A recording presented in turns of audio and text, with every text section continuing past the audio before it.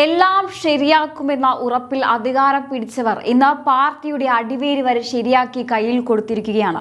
കേരളത്തിന്റെ ക്യാപ്റ്റൻ എന്ന അണികൾ വാഴ്ത്തിപ്പാടിയ പിണറായി വിജയൻ എന്ന ബിംബം കനത്ത തിരിച്ചടികളിൽ തകർന്നു വീഴുന്ന കാഴ്ചയാണ് നാം ഇപ്പോൾ കാണുന്നത്. ഇത് കേവലം ഒരു ഭരണവിരുദ്ധ തരംഗമല്ല, മറിച്ച് ഒരു വ്യക്തിയുടെ ധാർഷ്ട്യത്തിനും ഏകാധിപത്യ ശൈലിക്കുമെതിരെ കേരളത്തിലെ സാധാരണക്കാർ ഉള്ളിൽ സൂക്ഷിച്ച വെറുപ്പ് വോട്ടായി മാറിയതാണ്. ഇടതുപക്ഷത്തിന്റെ ഉറച്ച സഹയാത്രികനായിരുന്ന സെബാസ്റ്റ്യൻ പോൾ പോലും ഇപ്പോൾ മുഖ്യമന്ത്രിയുടെ ഈ രീതിയെക്കുറിച്ച് പരസ്യമായി പ്രതികരിക്കുമ്പോൾ പിണറായി വിജയനും പാർട്ടിയും അക്ഷരാർത്ഥത്തിൽ പ്രതിരോധത്തിലാവുകയാണ്.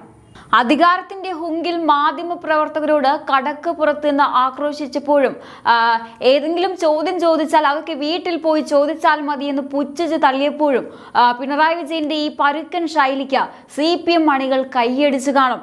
എന്നാൽ ആ ഓരോ വാക്കുകളും ജനങ്ങളുടെ ഉള്ളിൽ ഓരോ കനലായി അവശേഷിക്കുകയായിരുന്നു.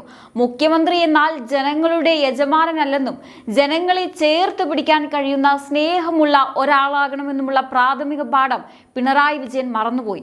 കിറ്റും ആനുകൂല്യങ്ങളും നൽകിയാൽ ജനങ്ങളുടെ ആത്മാഭിമാനത്തെ വിലക്കെടുക്കാമെന്ന് കരുതിയെടുത്താണ് പിണറായിക്ക് തെറ്റിയത്. ജനങ്ങൾക്ക് വേണ്ടത് അന്തസ്സുള്ള ഒരു ഭരണാധികാരിയാണ്, അല്ലാതെ വോട്ടിന് വേണ്ടി മാത്രം കരുണ കാണിക്കുന്നവരെയല്ല. എന്താണ് ഇതിന് പിന്നിലെ യഥാർത്ഥ വസ്തുതകൾ? നമുക്കൊന്ന് പരിശോധിക്കാം. മുതിർന്ന രാഷ്ട്രീയ നിരീക്ഷകൻ സെബാസ്റ്റ്യൻ പോൾ തുറന്നടിക്കുന്നത് പോലെ പിണറായി വിജയനെ ചോദ്യം ചെയ്യാൻ ഇന്ന് പാർട്ടിക്കുള്ളിൽ ആരുമില്ലാത്ത അവസ്ഥയാണ്. സംസ്ഥാന സെക്രട്ടറിയും പാർട്ടിയും മുഖ്യമന്ത്രിയെ തിരുത്തുന്നതിനു പകരം അദ്ദേഹത്തിന്റെ ഏകാധിപത്യ ശൈലിക്ക് കുടപിടിച്ചു കൊടുത്തു. ഒരു മുഖ്യമന്ത്രിക്കുണ്ടാകേണ്ട മിനിമം മാന്യതയോ ഡീസൻസിയോ ഇല്ലാതെ പെരുമാറിയപ്പോൾ അത് പാർട്ടിക്ക് വലിയ ആഘാതമായി. സ്നേഹിക്കാൻ കൊള്ളാവുന്ന ഒരു മുഖ്യമന്ത്രിയെയാണ് ജനത്തിന് വേണ്ടത് എന്നാണ് അദ്ദേഹം ഓർമ്മിപ്പിച്ചത്. ജനങ്ങൾ വെറുത്തത് ഭരണത്തെയല്ല, മറിച്ച് പിണറായി വിജയൻ എന്ന വ്യക്തിയെയാണെന്ന പച്ചയായ സത്യമാണ് ഇപ്പോൾ പുറത്തു വരുന്നത്. എറണാകുളത്തെ വെട്ടിയൊതുക്കൽ രാഷ്ട്രീയം നോക്കൂ. ഇനി മന്ത്രി P രാജീവിനെതിരെയും ഗുരുതരമായ ആരോപണങ്ങളാണ് ഉയരുന്നത്.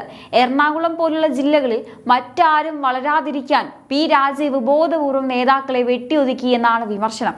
മുതിർന്ന പല നേതാക്കളെയും അപമാനിച്ച് പുറത്തുവിട്ടു. ഈ ശൈലിയും രാഷ്ട്രീയവും പാർട്ടിയെ ജനങ്ങളിൽ നിന്ന് അകറ്റി.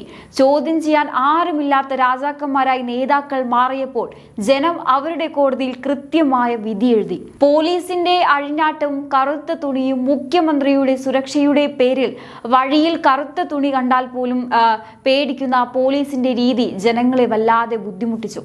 സാധാരണക്കാരുടെ സഞ്ചാര സ്വാതന്ത്ര്യം പോലും തടഞ്ഞുകൊണ്ടുള്ള ആ രാജകീയ യാത്രകൾ പിണറായി എന്ന വ്യക്തിയോടുള്ള വെറുപ്പ് വർദ്ധിപ്പിക്കാനേ സഹായിച്ചുള്ളൂ. ജനങ്ങളിൽ നിന്ന് ഇത്രയേറെ ഭയപ്പെടുന്ന ഒരു കമ്മ്യൂണിസ്റ്റ് മുഖ്യമന്ത്രി കേരളത്തിന് മുൻപ് പരിചയമില്ലായിരുന്നു. മാന്യമായി ചോദ്യം ചോദിക്കുന്നവരെ പോലും ശത്രുക്കളായി കാണുന്ന ഈ ശൈലിക്ക് ജനങ്ങൾ നൽകിയ ഷോക്ക് ട്രീറ്റ്മെന്റാണ് ഈ തിരഞ്ഞെടുപ്പ് ഫലം. വികസനവും കിറ്റും നൽകിയാൽ ജനങ്ങളുടെ നീറ്റൽ മാറുമെന്ന് കരുതിയതാണ് ഏറ്റവും വലിയ പാളിച്ച. മാസപ്പടി വിവാദങ്ങളും അഴിമതി ആരോപണങ്ങളും സജീവമായി നിൽക്കുമ്പോൾ അതിനെയെല്ലാം പുച്ഛിച്ചു തള്ളുന്ന രീതിയാണ് പിണറായി വിജയൻ സ്വീകരിച്ചത്. ഇന്ന് P ജയരാജനെ പോലെയുള്ളവർ തിരുത്തലിനെ കുറിച്ച് സംസാരിക്കുന്നത് പാർട്ടിക്ക് സംഭവിച്ച ഗതികേട് കൊണ്ട് തന്നെയാണ്. ഭരണരംഗത്തോ പാർലമെന്ററി രംഗത്തോ ഉണ്ടായ ഇത് തിരുത്തണമെന്നും ജനങ്ങളിൽ നിന്ന് അകന്ന പാർട്ടി സംവിധാനം തിരിച്ചു പിടിക്കണമെന്നും അദ്ദേഹം ഓർമ്മിപ്പിക്കുകയാണ്. ഈ കപ്പലിന് ഒരു കപ്പിത്താനുണ്ട്, അയാൾക്ക് കടലിനെ പേടിയില്ല എന്നായിരുന്നു ഒരു കാലത്ത് സഹാക്കളുടെ പ്രധാന ഡയലോഗ്. പക്ഷേ ഇപ്പോൾ തിരമാലകൾ അടിച്ചപ്പോൾ കപ്പിത്താൻ ക്യാബിനുള്ളിൽ ഒളിച്ചിരിക്കുകയാണോ അതോ കപ്പൽ തന്നെ മുങ്ങുകയാണോ എന്നാണ് സോഷ്യൽ മീഡിയ ചോദിക്കുന്നത്. പണ്ട് ഇരട്ടച്ചങ്കൻ എന്ന് വാഴ്ത്തിപ്പാടിയ മന്ത്രിമാരും നേതാക്കളും ഇപ്പോൾ എവിടെ പോയി? കപ്പൽ മുങ്ങാൻ തുടങ്ങിയപ്പോൾ പലരും സ്വന്തം ജീവൻ രക്ഷിക്കാൻ ലൈഫ് ബോട്ട് തിരയുന്ന തിരക്കിലായിരുന്നു.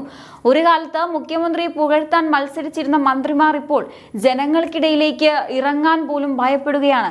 എല്ലാം ശരിയാക്കുമെന്ന് പറഞ്ഞവർ ഒടുവിൽ പാർട്ടിയുടെ അടിത്തറ വരെ ഇളക്കി. ഭരണത്തിൽ ഇത്രയേറെ വീഴ്ചകൾ ഉണ്ടായിട്ടും പിണറായി വിജയന്റെ ശൈലിയെ തിരുത്താൻ ഒരു മന്ത്രിക്കും ധൈര്യമുണ്ടായില്ല. ആ പേടി തന്നെയാണ് ഇന്ന് ഈ പാർട്ടിയുടെ ഗതികേടിന് കാരണം. പിണറായിയുടെ ഏകാധിപത്യത്തിന് മുന്നിൽ കൈകെട്ടി നിന്ന മന്ത്രിമാർ ഇപ്പോൾ തോൽവിക്ക് എന്ത് ന്യായീകരണം പറയണമെന്നറിയാതെ കുഴയുകയാണ്. ഈ കപ്പൽ ആടി ഉലയുകയില്ല എന്ന് പറഞ്ഞവർക്ക് ജനങ്ങൾ നൽകിയത് കനത്ത മറുപടിയാണ്. ചുവപ്പ് കോട്ടകൾ എന്ന് കരുതിയ പലയിടത്തും വിള്ളലുകൾ വീണു.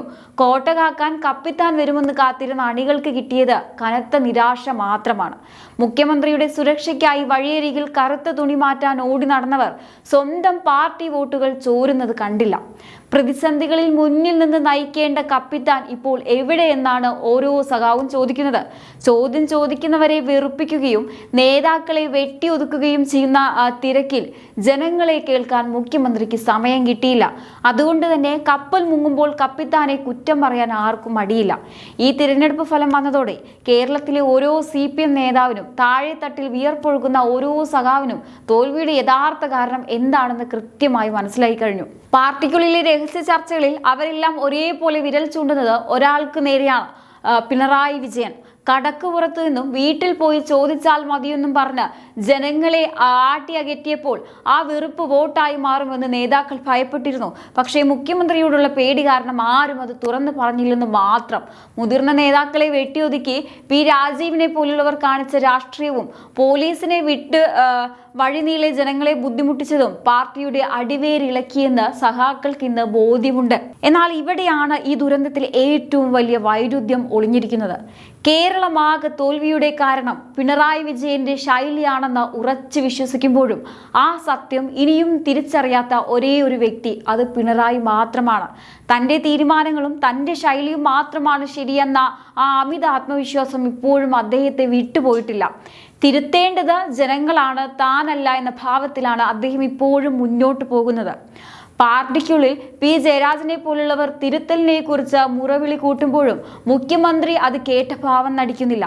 ഈ കപ്പൽ മുങ്ങാൻ തുടങ്ങുന്നത് അണികൾ കാണുന്നുണ്ട്. ഇത് മുങ്ങിക്കഴിഞ്ഞു. നേതാക്കൾ കാണുന്നുണ്ട്, കേരളത്തിലെ ജനങ്ങളും എല്ലാം അത് കാണുന്നുണ്ട്. പക്ഷെ ആ കപ്പിത്താൻ മാത്രം ഇപ്പോഴും തൻ്റെ ക്യാബിനുള്ളിൽ ഒളിച്ചിരിക്കുകയാണ്. സ്വന്തം തെറ്റുകൾ സമ്മതിക്കാൻ തയ്യാറാകാത്ത ഈ പിടിവാശിയാണ് ഇടതുപക്ഷത്തിന് വരാനിരിക്കുന്ന ഏറ്റവും വലിയ അപകടം.